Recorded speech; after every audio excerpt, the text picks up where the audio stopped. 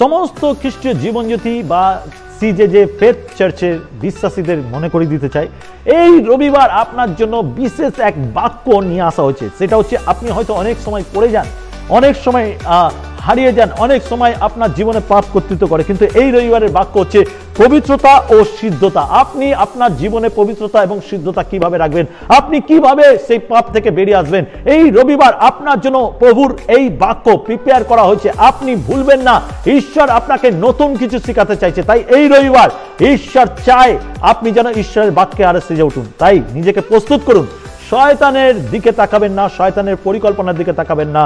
ঈশ্বর আপনাকে আহ্বান করছেন এই রবিবার ঈশ্বরকে সময় দিন। তো আসি আমরা রবিবার দিন একসঙ্গে ঈশ্বরের আরাধনা করব। আমেন।